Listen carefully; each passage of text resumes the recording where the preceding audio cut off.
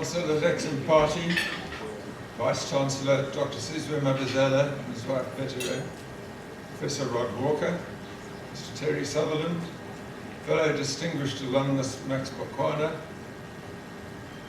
ladies and gentlemen. Well, old Rhodians don't necessarily count as gentlemen, but these days calling people fellows and ladies and gentlemen is not quite PC, but you know who I mean.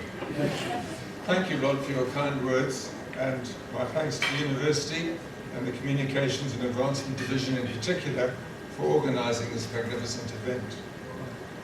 But above all, I'd like to thank you all for coming here to share this occasion.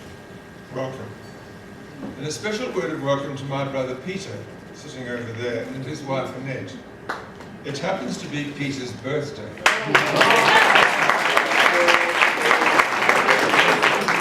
Peter, as you can see, when Rhodes does birthday parties, they do them in style. All you need to do to qualify for one of these is have a clever big brother. Friends, today is Thanksgiving Day in the United States, and we're all called to be thankful. I stand here tonight grateful for so much. Mine has been a very charmed life. It's a very different life from the one the previous speaker described, and I'm well aware of that. I stand as a white, privileged male. I can't change that. I can only hope to use the white privilege to the betterment of all around me, which is what I've tried to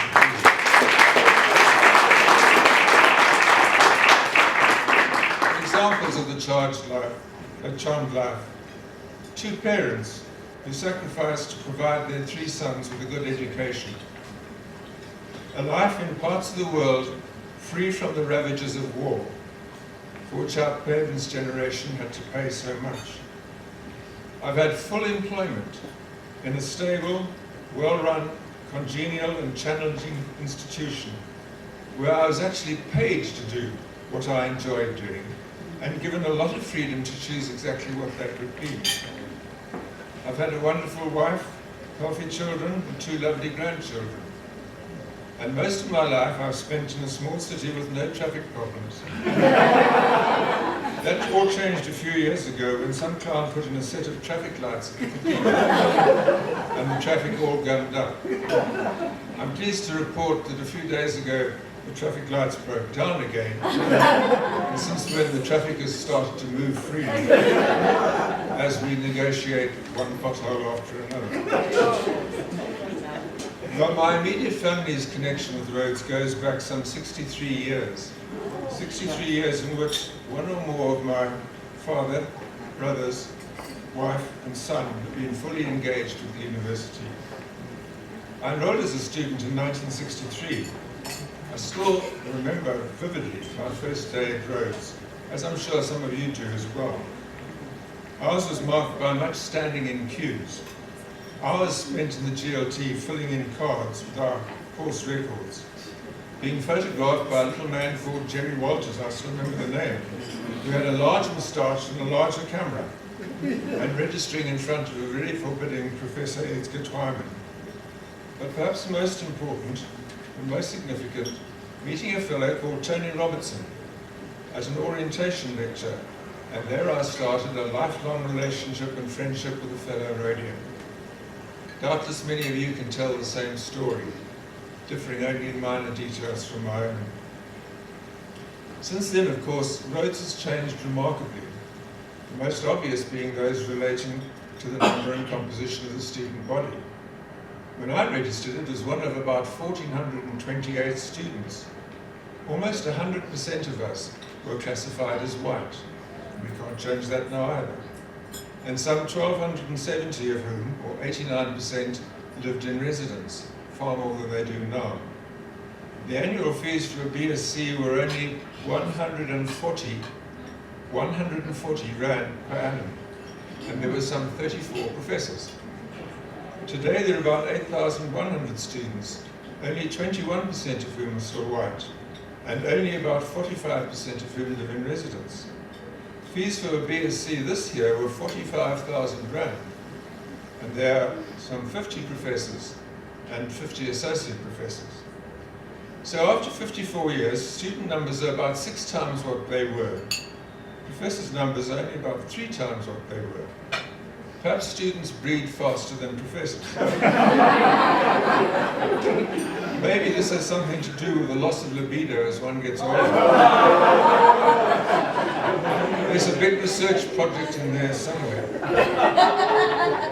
Fees for a BSc are now about 320 times what they were, and we know what difficulties that sort of thing is causing. Do students get more for their money these days? I really wouldn't like to say, but I'd be surprised if they do. Because we had a marvelous time. We lived, we laughed, we loved, we learned. Some of us, as our slogan insists, even learned to be leaders. We worked hard, we played hard, we did things which we wouldn't want our parents to have known about. In that glorious phase of our life where, like students throughout the ages, we enjoyed a lot of freedom without too much responsibility to weigh us down. In retrospect, a lot of that doesn't fit the current scenario one little bit. But we can't change the fun that we had, the friends that we made, the things that we learned 63 years ago. And there were differences in other ways as well. Students wouldn't believe the rules that were in place to keep some of that freedom which we had under control. There was a rule, for example, that said, except as provided in the residence rules, women students in residence may not attend dances other than university dances, attend cocktail or sherry parties except in a private house, enter a hotel, club or any place where there is a bar, or visit single men at their place of residence in town. Notice that the clause doesn't cover visiting married men. All the same, and in spite of these rules, or maybe because of them, the campus was a very happy, free and open place. And there were never, to my knowledge and recollection, any cases of abuse or attack like the ones that have dominated the press in the last few years. There must have been some of them, of course, but they were very much in the minority. Well, as you've heard, I spent 6 years until 1968 when I frantically finished off my MSc in physics, in between singing in Gilbert and Sullivan and taking it every second girl to, computer-dated organised dance. I left to study in Cambridge, but in 1972 I came back to Rhodes where I'd been offered a lectureship in applied mathematics. New teaching staff in those days were rather thrown in at the deep end. There wasn't the support for them that there is now. I was allocated a portion of the first year syllabus and told just to get on with it. And then, to make things worse, in the middle of that year, the other 2 members of staff in that department both went on sabbatical leave at the same time, leaving yours truly and an MSc student to try to hold the fort. We learned fast, of course, and I've never regretted that. And there were people around who could offer advice. One of the best pieces was to be told that, notwithstanding any attempts at patriarchy, there were in fact 5 women who ran the university. True, there were 5 women to whom if you went and asked for advice or knowledge or statistics or anything else, could answer you far better than the people who were perhaps their line managers or whatever they get called these days. One of those, some of the older members here might remember, Miss Elliott, who was phenomenal because in her head she carried the entire current student database. Could recognize and greet every student by name. Well, there were only 1,248 of us, and there were only a few handsome ones, so I suppose I got it. Now, my dad used to say, he was a lecturer as well, of course, that university teaching is something like standing at the top of a high stairwell with a half-filled kettle of water and pouring it down on a group of narrow-necked bottles at the bottom of the stairwell, hoping that a few drops will hit their target.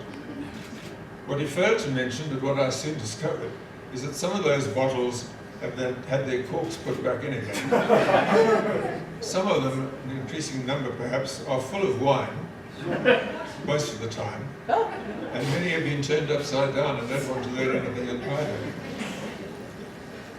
But education and teaching became exactly what I thought I was cut out to do.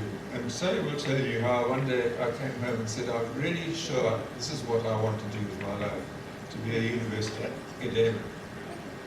And over the years, my philosophy of teaching came to be embodied in what I call perhaps facetiously, the ease of education. One has to learn to be energetic, enthusiastic, erudite, empathetic, ethical. One has to learn to extemporize, enlighten, and entertain.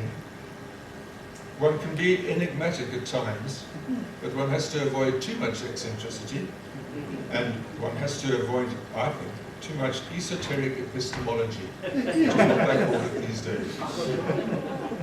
So, as you've heard related, I enjoyed a wonderful career that officially lasted for 40 years about, and has extended in a sort of fringe way ever since.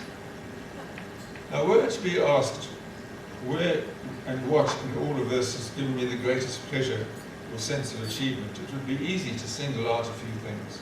As you've heard, I received a Distinguished Teacher Award in 1992, the second in the series, and that was an enormous boost to my self-confidence and self-esteem. I've published 5 textbooks, including one that got translated into Polish. And indeed, we had a Polish student, and that was a very funny story that you can probably work out for yourself when I produce the textbook in home language. And then there was a small, rather serendipitous part played in introducing email in 1988 with Mark Laurie. Mark Laurie's here tonight. Thank you for coming, Mark and Christine. Mark is another lifelong friend. I met him in 1965 when he was installing the first computer, and we've remained friends ever since. And of course, receiving this award this evening. Thank you, Rhodes, for such a wonderful accolade. When I look at the list of former winners, I am amazed and delighted to be deemed worthy to join that club. I'm a very different member from some of the others, and I pale into insignificance compared with the person that was here and got the award earlier this evening. It's an awesome responsibility being a university academic. It's easier to get older than it is to get wiser. I only realized how fragile the relationship could be between teacher and student, that one could not hope to win them all. And if I've lived in hope that such influence as I have had has been benevolent in the main. And of course, in all of this, I've been supported by my wife, Sally. She's the one in the red dress over there, and you can applaud her too.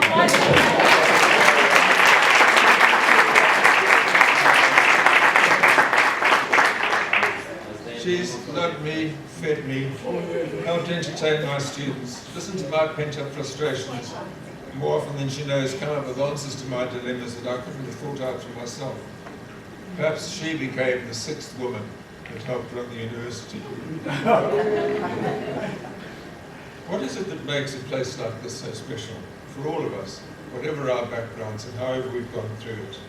It's surely the people that make Rhodes what it is. The people we've met, the people we've learned from, the people we've taught, even the people we've disagreed with. For it's in the nature of academics to be argumentative after all. And we see an increasing amount of argument going on these days. And that in itself is not a bad thing, even if at times it's very unpleasant. Our own experiences of Rhodes, for nearly everyone in this room, lie in the past, and for some of us, still in the present. But what about the future? Where's it all going to go? Now, Professor Braw was a Dane, and the Danes have a proverb that say, making predictions is notoriously difficult, especially when you try to make them about the future. I am, for example, mindful of the fact that technology is only what has been invented since one was a teenager, when of course one knew everything there was to know about everything. Things invented before that are not mysterious at all. None of your children of 4 or 5 think a cell phone is a mysterious object at all. But the academics of today, through this sort of thing, the technology, are faced with as many, if not more, unsolved mysteries and questions as challenged me when I began. How, for example, do they best harness the power of these electronic media to enhance and not just usurp the best of the academic tradition, the best of the teaching methods developed over centuries? How do we tame what I regard sometimes as the monsters of Facebook and Google, anti-social media? and not degenerate to a society where all that seems to be needed is to click on an icon. I don't know the answers to those questions, and I suppose I'm old enough not to worry too much about them. Dad always used to have another saying, tell me about pouring water into bottles, and he used to say, it won't matter in 50 years' time. When I was 10, that seemed a very strange thing to say. At the age of 73, I can see that I'm sure it won't matter in 50 years' time, but you never know. Chris Brink received one of these awards last year and gave a very thought-provoking talk in which he stressed that universities like Rhodes must constantly re-examine not only what they're good at, but what they're good for, and that academic excellence was necessary but not sufficient. Reflecting a change, I think, in the outlook that there's been towards universities in the last few years, getting it in a nutshell rather well. But I'd like to add a caution to what he said. We must remember that a university, it's even embodied in the word university, a university embraces much more than simply the location where it is to be found. It's part of a worldwide network of like-minded institutions, many with a wonderful history, a wonderful obligation to share knowledge, and a responsibility to be ever open to the pursuit of new ideals. Universities, first and foremost in many people's minds, are places of scholarship and academic excellence. It's sometimes embarrassing and non-PC to say that sort of thing. But I believe, and this is going to sound very non-PC, that universities must enjoy and maintain some measure of elitism. By that I most certainly don't mean that access should be limited to those who can afford it, those who can pay, or other such specious devices. Not at all. But the resources of universities can be put to best advantage if they are given to the young minds that can see the way to go forward, to pay forward, as the saying goes, to be able to work from the privilege they've had of going to a university, to use that privilege to the advancement of the other people around about them. So if you're not good enough to come and study maths at university, that you shouldn't regard that as being the fault of an elitist institution. If you can't afford to go to university, but you're good enough to study maths, you should be given the chance to go there. I'm quite clear about this, but scholarship is something that has to come very high in the list of priorities. And so one can give words of advice like, beware of an obsession with statistics. Beware of the beguiling slide into regarding universities as local service providers. People that sort out the municipality. They can certainly help sort out the municipality, but that's not their prime role. Beware of the idea of following the latest fad. In all of this, try to keep a sense of balance and to be able to argue with all the people around about you to seek what's best for society, for scholarship, and all those other things. Now, I came through Rhodes in a very different path from Mr. Bakwanis. That doesn't make me any less proud to be part of the university. One can, perhaps as a white male, be not proud of some of the things which white males did in the past. We can't change those, we can only improve from them. So I'm very proud to have been associated with Rhodes, and perhaps taught in some small way to be a leader as well. Rhodes is my university, one of my universities. I have two. It's your university. It's our university. With Dr. Mabizela at the helm, I believe it is in very safe hands. I think we can avoid some of the nonsense that goes on at other institutions.